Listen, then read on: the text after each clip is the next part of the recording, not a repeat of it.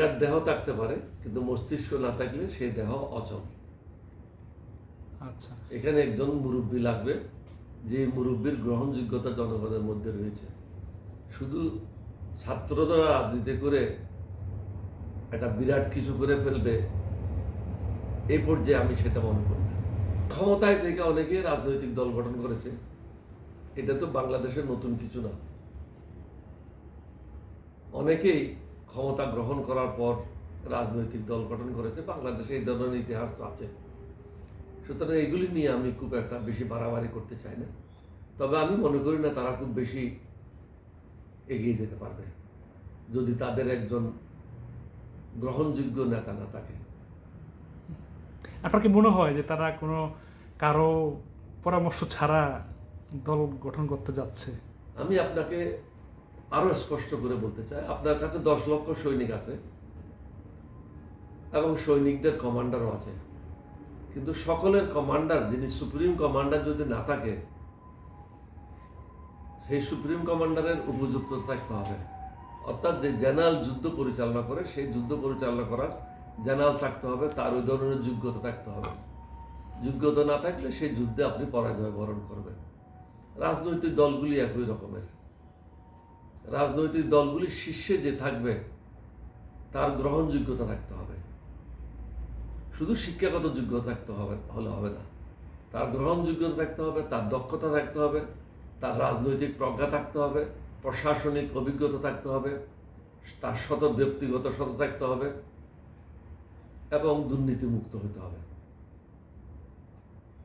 দুর্নীতি বহু ধরনের আছে, শুধু টাকা খাইলাম এটা দুর্নীতি নয়। আমি আমার জন্য একটা সুবিধা আদায় করলাম, এটাও একটা দুর্নীতি। আমি একজনকে সুবিধা দিয়ে দিলাম অন্যায়ভাবে, সেটাও দুর্নীতি। বিভিন্ন ধরনের কর্মকাণ্ড আছে যেটা দুর্নীতি বলে আপনি ধরে নিতে পারেন।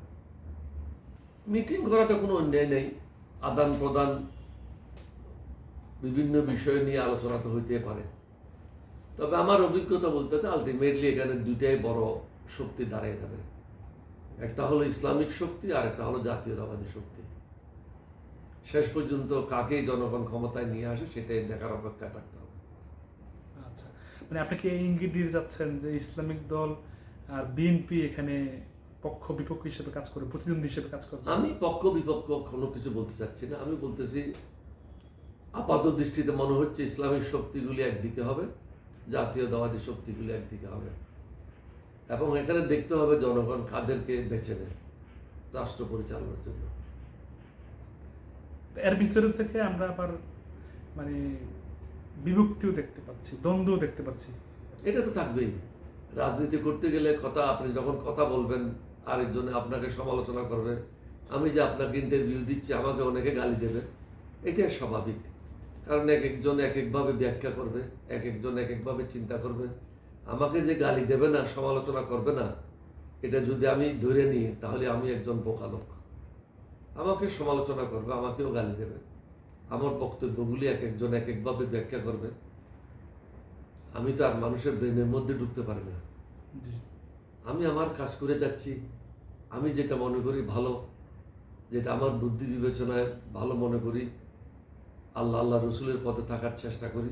অনেকে সেটা ভুলভাবে ব্যাখ্যা করেন, আমাকে গালিও দেন, এটাতে আমার কিছু আসে যায় না। আমি তাদের জন্য দোয়া করি, আল্লাহ যেন তাদের সৎ পথে থাকার তৌফিক দান করেন।